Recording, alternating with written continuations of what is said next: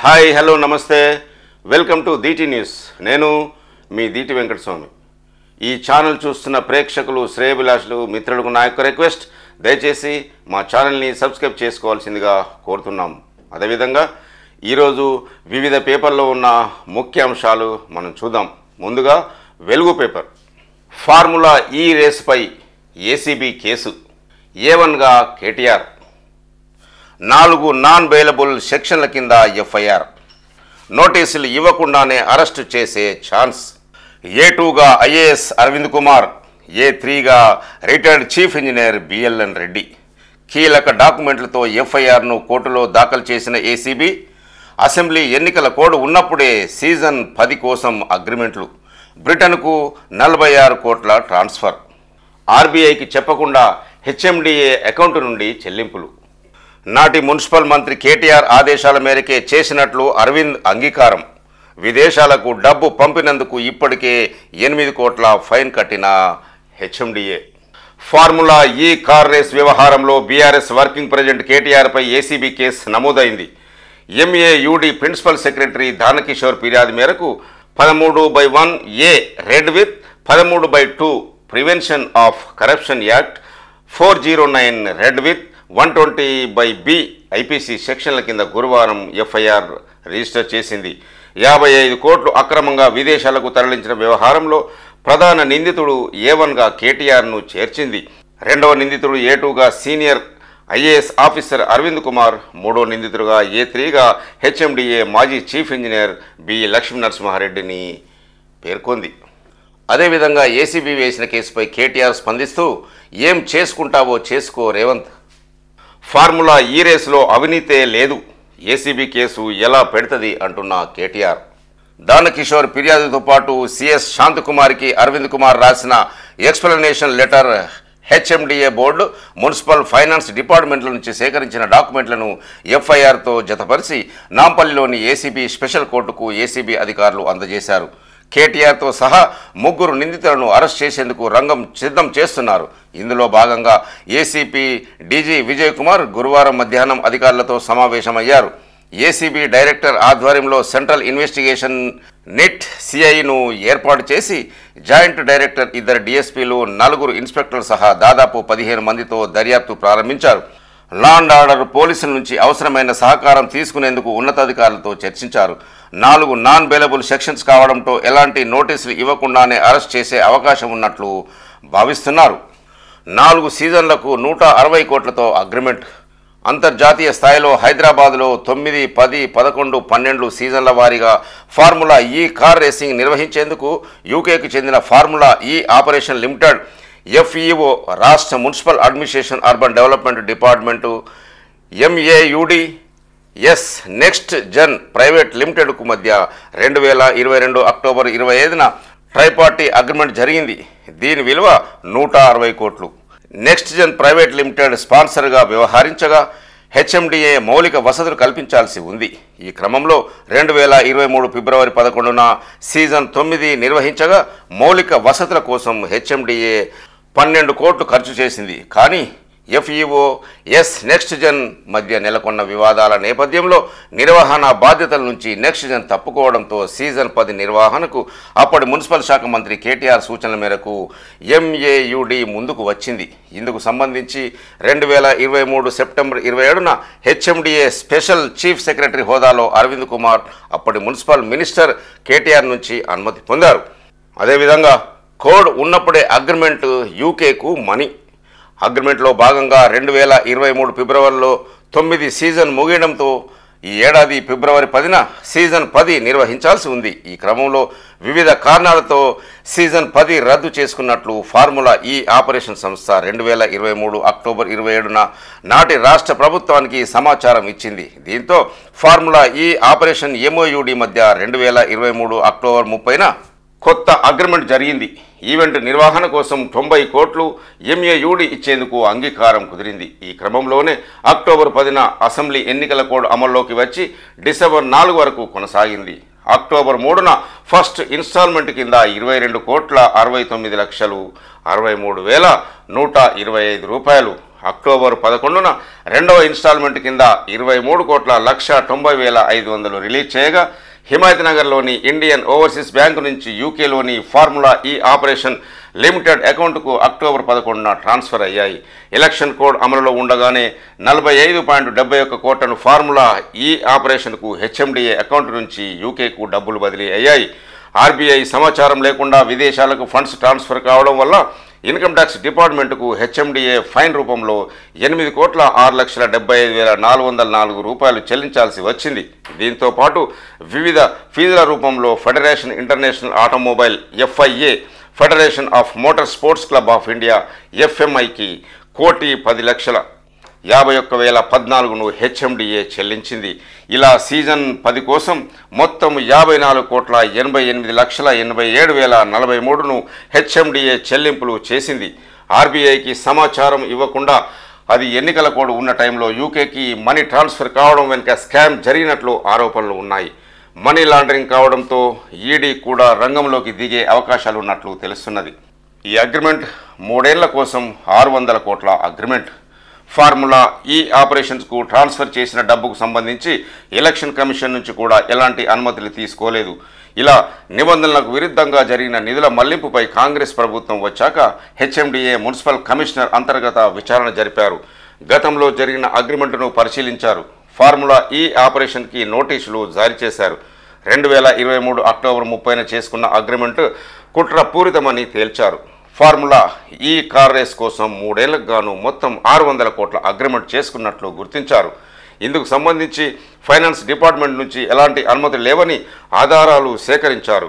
అనధికారికంగా 46 కోట్ల ఫార్ములా ఈ ఆపరేషన్కు చెల్లించినట్లు ప్రభుత్వం గుర్తించింది.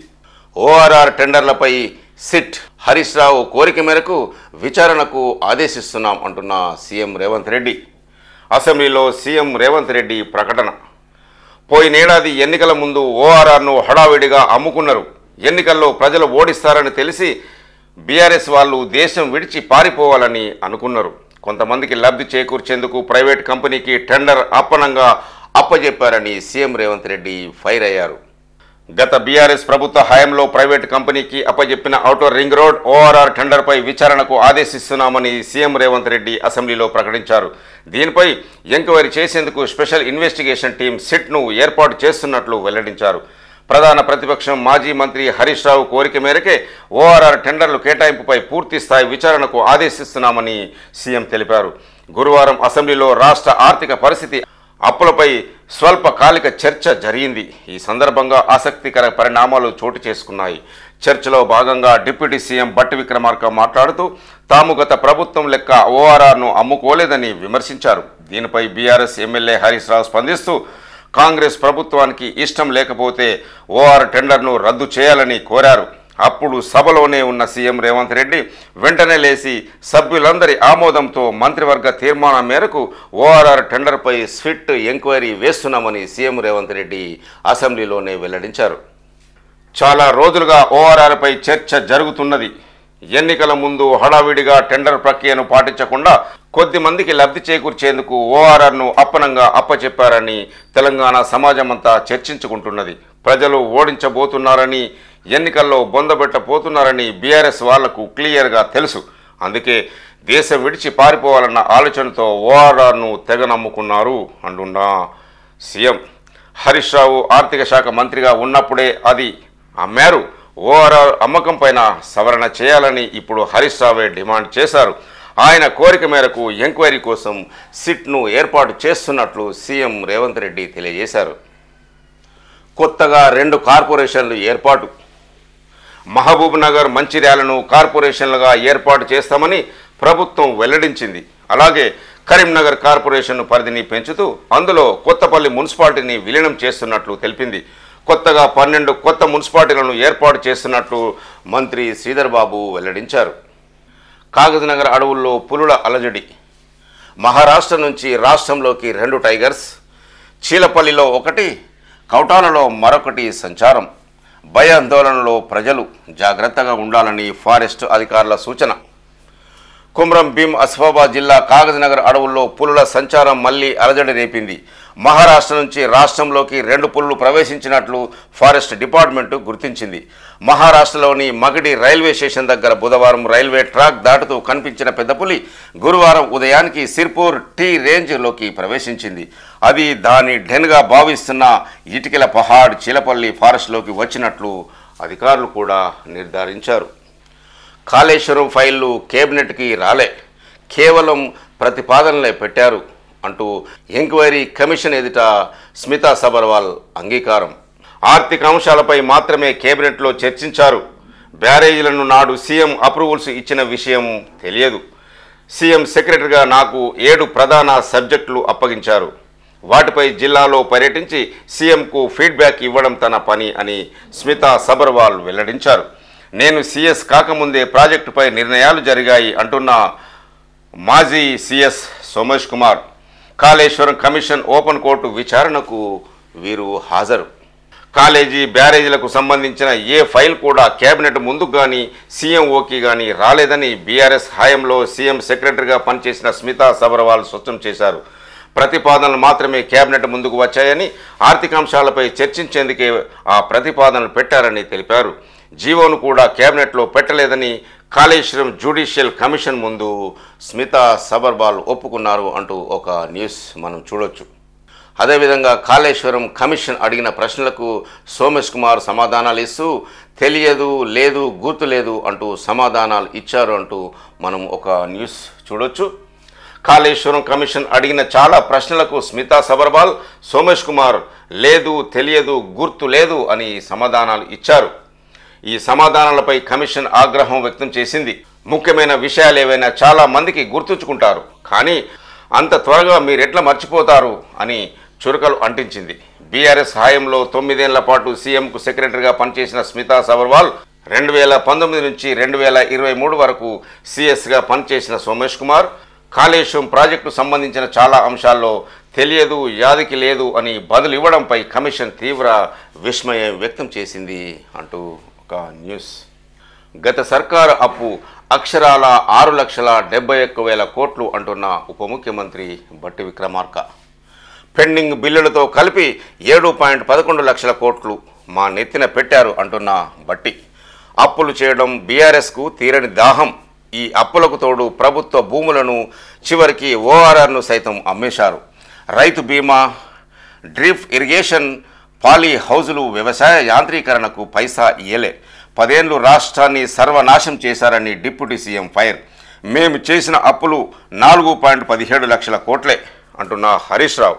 వ్యవసాయ స్కీమ్కు పైసలు ఇయ్యలేదని నిరూపిస్తే రాజీనామా చేస్తా అంటున్న హరీష్ రావు. ఉమ్మడి ఏపీ అప్పులను తమపై రుద్దారని కామెంట్.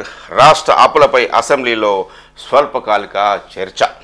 గత బీఆర్ఎస్ సర్కారు చేసిన అప్పులు అక్షరాల 6,71,757 కోట్లు అని కాంగ్రెస్ అధికారంలోకి రాగానే అసెంబ్లీలో పెట్టిన వైట్ పేపర్లో ఈ విషయం స్పష్టంగా పేర్కొన్నామని డిప్యూటీ సీఎం బట్టి విక్రమార్క తెలిపారు. 40.154 కోట్ల పెండింగ్ బిల్లును కూడా కలుపుకుంటే మొత్తం 7.11 లక్షల కోట్లు అప్పును బీఆర్ఎస్ వాళ్ళు కాంగ్రెస్ ప్రభుత్వం నెత్తిన పెట్టి పోయారని పేర్కొన్నారు. అసెంబ్లీలో రాష్ట్ర అప్పులపై గురువారం స్వల్పకాలిక చర్చను డిప్యూటీ సీఎం బట్టి విక్రమార్క ప్రారంభించగా ఒక దశలో ఆయనకు మాజీ మంత్రి ఎమ్మెల్యే హరీష్ రావు మధ్య వాడి వేడి చర్చ జరిగింది. మార్చి 21 నుంచి 10th ఎగ్జామ్స్, ఏప్రిల్ 4 వరకు కొనసాగనున్న పరీక్షలు షెడ్యూల్ రిలీజ్ చేసిన ఎస్ఎస్సి బోర్డు. రాహుల్పై కేసు. పార్లమెంటు స్ట్రీట్ పోలీస్ స్టేషన్లో బీజేపీ ఫిర్యాదు. పార్లమెంటు ఆవరణలో ఉద్రిక్తత. బీజేపీ కాంగ్రెస్ ఎంపీల మధ్య తోపులాట. 2 బీజేపీ ఎంపీలకు గాయాలు, ఆసుపత్రికి తరలింపు. రాహుల్ నెట్టేయడంతోనే కింద పడ్డారు అంటున్న బీజేపీ. ఎన్డీఏ ఎంపీలే మమ్మల్ని తోసిండ్రు అంటున్న కాంగ్రెస్.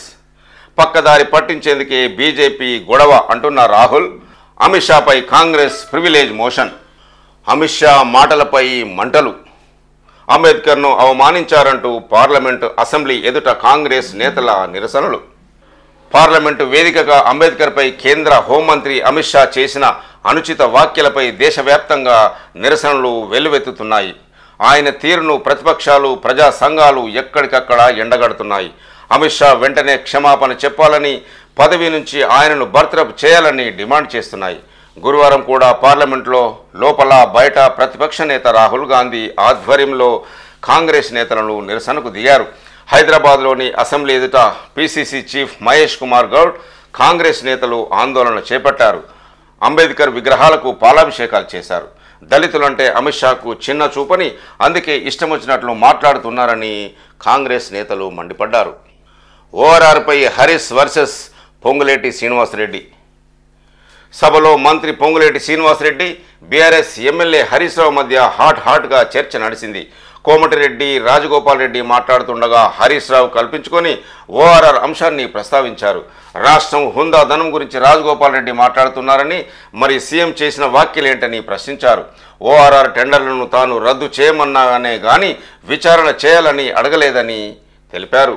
కానీ సీఎం మాత్రం హరీష్ రావు డిమాండ్ మేరకే సిట్ ఏర్పాటు చేసి విచారణ చేస్తున్నాడని చెప్పడం ఎంతవరకు సమంజసమని ప్రశ్నించారు.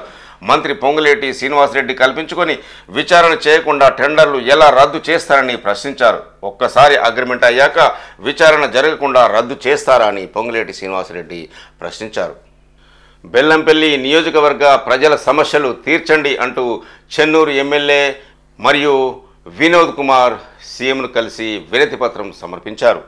బెల్లంపల్లి నియోజకవర్గ అభివృద్ధికి సహకరించాలని సీఎం రేవంత్ రెడ్డికి ఆ నియోజకవర్గ ఎమ్మెల్యే గడ్డం వినోద్ విజ్ఞప్తి చేశారు. ఈ మేరకు గురువారం అసెంబ్లీలో ఆయన సోదరుడు చెన్నూరు ఎమ్మెల్యే వివేక్ వెంకటస్వామితో కలిసి సీఎం రేవంత్ రెడ్డికి వినతిపత్రం అందజేశారు.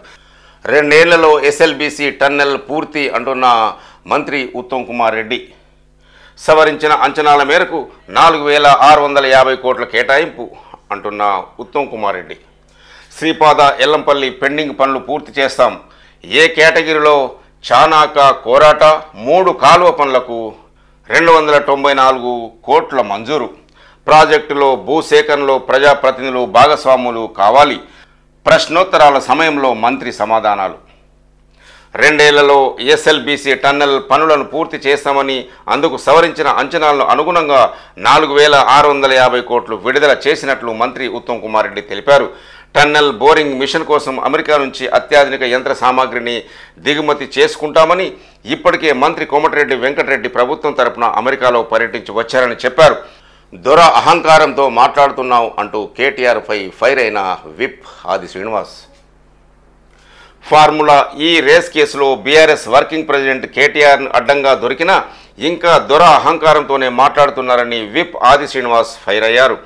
అధికారాన్ని అడ్డుపెట్టుకుని హెచ్ఎండిఏ అధికారులపై ఒత్తిడి తెచ్చి మంత్రిమండలిలో నిర్ణయం తీసుకోకుండా సీఎం ఆమోదం లేకుండా 55 కోట్ల చెల్లింపులు జరిపిన కేటీఆర్ రాజకీయ కక్ష అంటూ తమ ప్రభుత్వంపై మాట్లాడడం ఏంటని ప్రశ్నించారు. ఫార్ములా ఈ రేస్పై ప్రజలకు కేటీఆర్ సమాధానం చెప్పాలని గురువారం ఒక ప్రకటనలో ఆయన డిమాండ్ చేశారు. ఏసీబీ విచారణలో నేరం రుజువైతే చట్టం తన పని చేసుకుపోతుందని చెప్పారు. గత ప్రభుత్వం ఆడంబరాలకు పోయి రాష్ట్రంలో ఆర్థిక విధ్వంసం సృష్టించిందని ప్రభుత్వ విప్ ఆది శ్రీనివాస్ విమర్శలు చేశారు.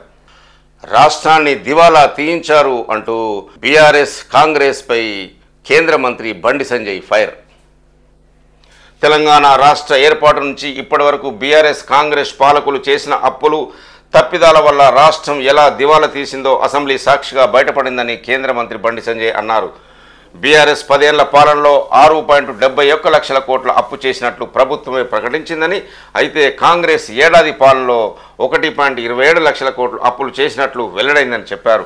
ఈ 2 పార్టీలకు అధికారం కట్టబెట్టిన పాపానికి 8 లక్షల కోట్ల అప్పు చేసి రాష్ట్రాన్ని దివాలా తీయించారని, ప్రజల చేతికి చిప్ప అందించారని గురువారం ఒక ప్రకటనలో కేంద్ర హోంశాఖ సహాయ మంత్రి బండి సంజయ్ వ్యాఖ్యానించారు.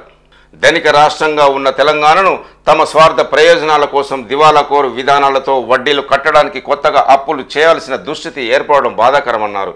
రాష్ట్ర ఆర్థిక పరిస్థితిని సాకుగా చూపి అసెంబ్లీ ఎన్నికల్లో ఇచ్చిన హామీలను ఎగ్గొట్టేందుకు కాంగ్రెస్ సర్కార్ సిద్ధమైందని ఆయన ఆరోపించారు.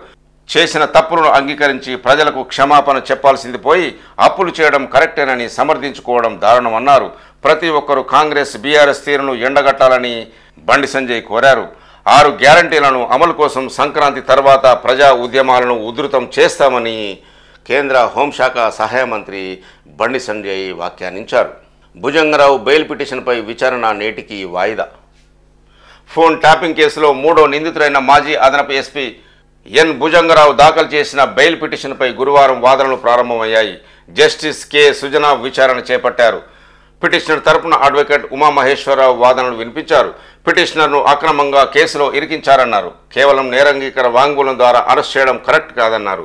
సరైన కారణాలు వెల్లడించకుండా అరెస్ట్ చేశారని, అందువల్ల రిమాండ్కు ఆదేశించడం చెల్లదని, రిమాండ్ చట్ట విరుద్ధమన్నారు.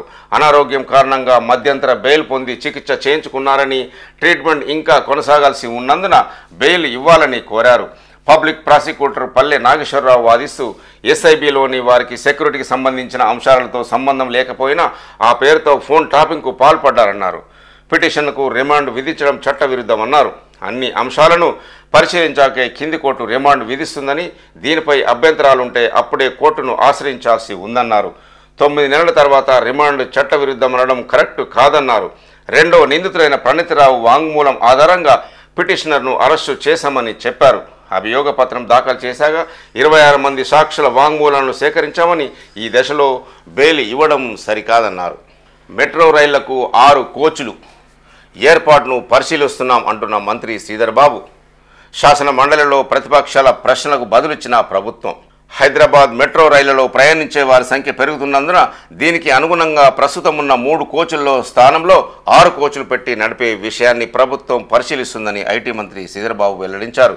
గురువారం శాసన మండలిలో సభ్యులు జీవన్ రెడ్డి, అమీర్ అలీఖాన్ అడిగిన ప్రశ్నకు మంత్రి సమాధానం ఇచ్చారు. హైదరాబాద్ మెట్రో 3 కోచ్ల రైళ్లను నడపడానికి రెడీ చేశామన్నారు. వీటికి 6 కోచ్లు రైళ్లుగా నడపడానికి మార్పు చేయవచ్చన్నారు. కానీ హైదరాబాద్ మెట్రో డిజైన్ 8 కోచ్లను నడపడానికి అనుమతించిందన్నారు. అన్ని ఇతర మెట్రోల్లాగా కాకుండా హైదరాబాద్ మెట్రో పీపీపీ పద్ధతిన నిర్మించిన ప్రాజెక్టు అని గుర్తు చేశారు. హైదరాబాద్ మెట్రో అమలు, నిర్వహణ బాధ్యతలను ప్రైవేట్ కన్వెన్షన్ ఎల్ఎన్టీ చేపడుతుందన్నారు. అదేవిధంగా మరిన్ని ఐటీడీఏలను ఏర్పాటు చేస్తాం అంటున్న మంత్రి సీతక్క. రాష్ట్రంలోని మైదాన ప్రాంతాల్లో నివసిస్తున్న గిరిజనుల కోసం మరికొన్ని కొత్త ఐటీడీఏ ఇంటిగ్రేటెడ్ ట్రైబల్ డెవలప్మెంట్ ఏజెన్సీలను ఏర్పాటు చేస్తామని గిరిజన సంక్షేమ శాఖ మంత్రి సీతక్క వెల్లడించారు. ఈ మేరకు శాసన మండలిలో బీఆర్ఎస్ ఎమ్మెల్సీ కవిత అడిగిన ప్రశ్నకు సమాధానమిస్తూ ప్రస్తుతం 21 మైదాన ప్రాంత జిల్లాలకు వర్తింపజేస్తూ హైదరాబాద్లోని ఐటీడీఏ ప్లెయిన్ ఏరియా పనిచేస్తుందన్నారు. శ్రీశైలం ఐటీడీఏలో భాగమైన మన్ననూరు ఐటీడీఏను రాష్ట్రం ఏర్పడిన తర్వాత ఏర్పాటు చేయగా ప్రస్తుతం నాగర్ కర్నూలు, మహబూబ్ నగర్ జిల్లాలతో పాటు చెంచులు నివసిస్తున్న వికారాబాద్, నల్గొండ, రంగారెడ్డి జిల్లాలో తమ కార్యకలాపాలను విస్తరించే విషయాన్ని కూడా పరిశీలిస్తున్నట్టు మంత్రి సీతక్క తెలిపారు. మైనారిటీల సంక్షేమానికి కాంగ్రెస్ ప్రభుత్వం కట్టుబడి ఉందని సీతక్క స్పష్టం చేశారు.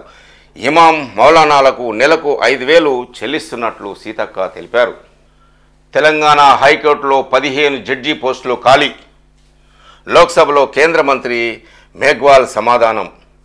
తెలంగాణ హైకోర్టులో 15 న్యాయమూర్తుల స్థానాలు ఖాళీగా ఉన్నాయని కేంద్ర న్యాయ సహాయ మంత్రి అర్జున్ రామ్ మేఘ్వాల్ వెల్లడించారు.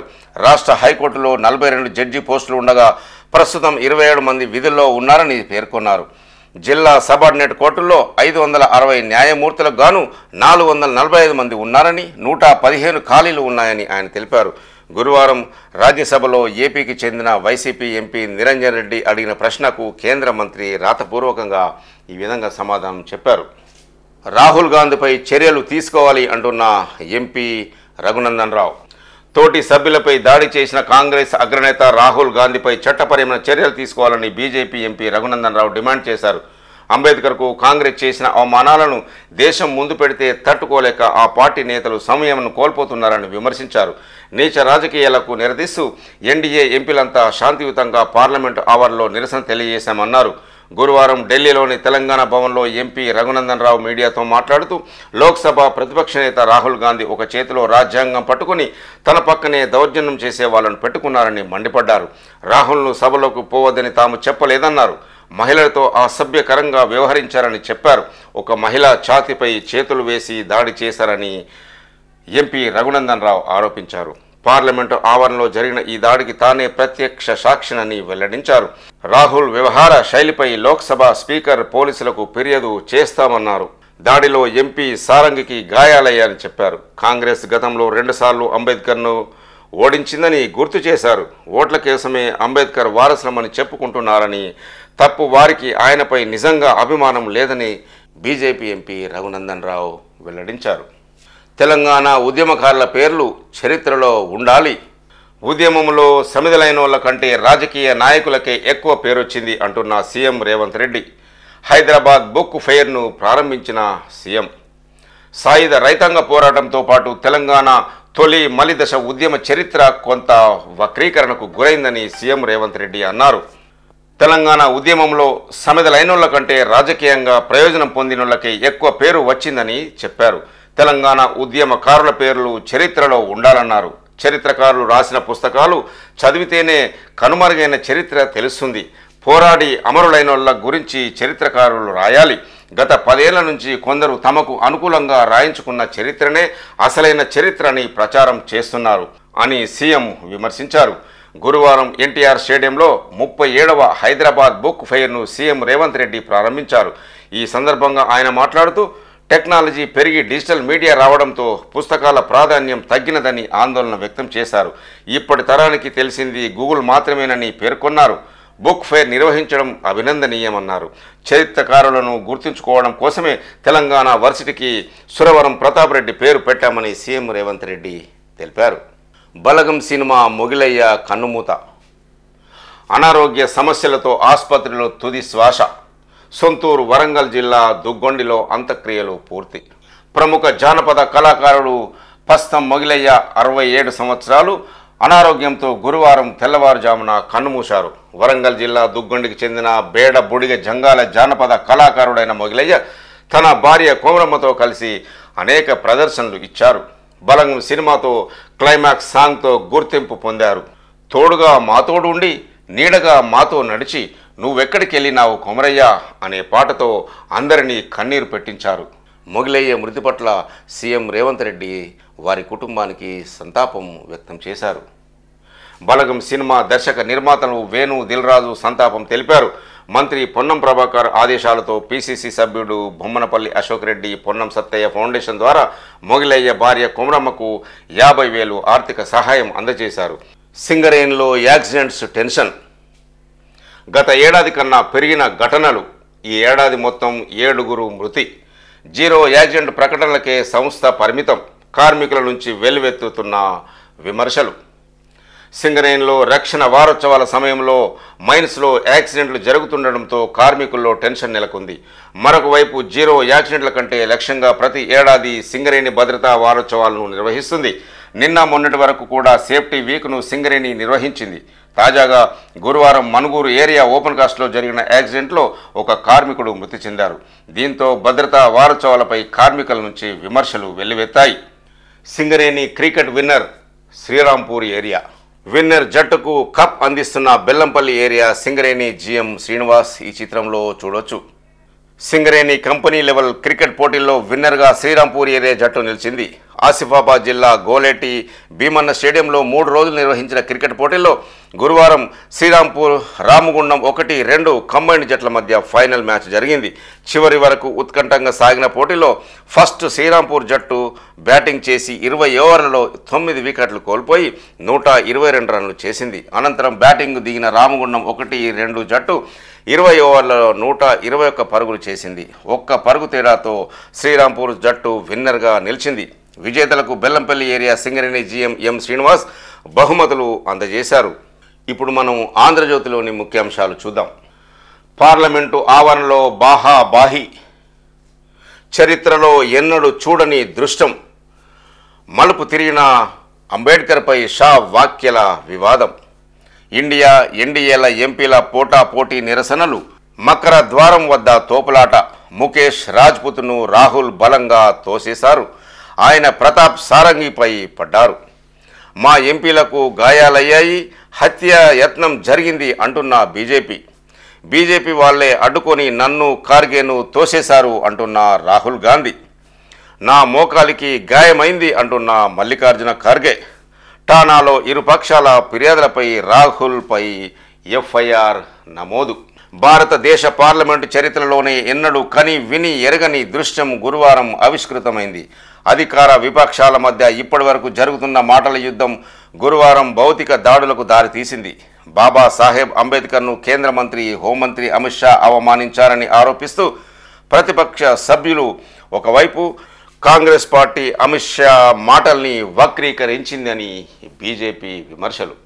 కార్ ఈ రేస్పై ACB case file. KTR A1, A2 Aravind Kumar, A3 chief engineer BLN Reddy. Formula E కేసులో ఏసీబీ ఎఫ్ఐఆర్ నమోదు. ఏసీబీకి ఫిర్యాదు చేసిన పురపాలక కార్యదర్శి దానకిషోర్. విచారణలో మరికొందరి అధికారులను చేర్చే అవకాశం. నిందితులను తొలుత నోటీసులు, తర్వాత అరెస్టులు. ఫార్ములా ఈ నిర్వహణకు 3 పార్టీల ఒప్పందం.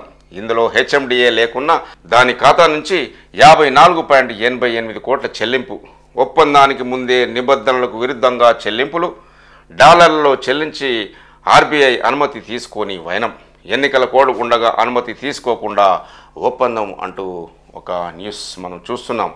ఫార్ములా ఈ కార్ రేస్ కేసులో ఏసీబీ కేసు పెట్టింది.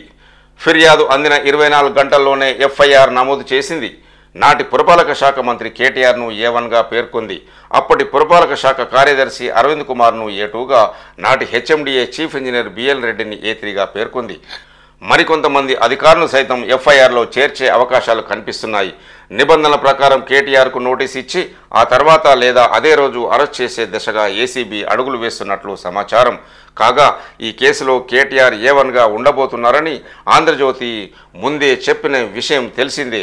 ఫార్ములా ఈ కేసులో కేటీఆర్ను విచారించేందుకు అనుమతి ఇవ్వాలంటూ కొద్ది కాలం కిందట రాష్ట్ర ప్రభుత్వం గవర్నర్ జిష్ణుదేవ్ వర్మను కోరిన విషయం తెలిసిందే.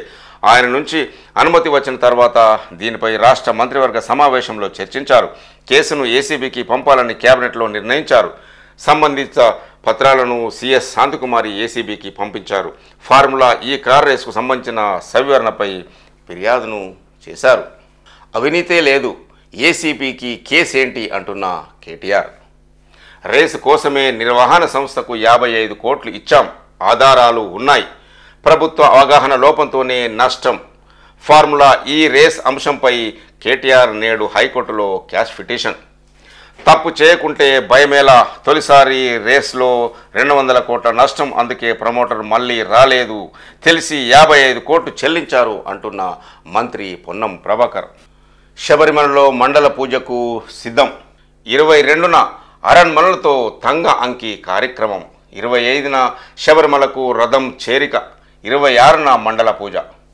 శబరిమలలో అయ్యప్ప స్వామి మండల పూజకు సర్వం సిద్ధమైంది.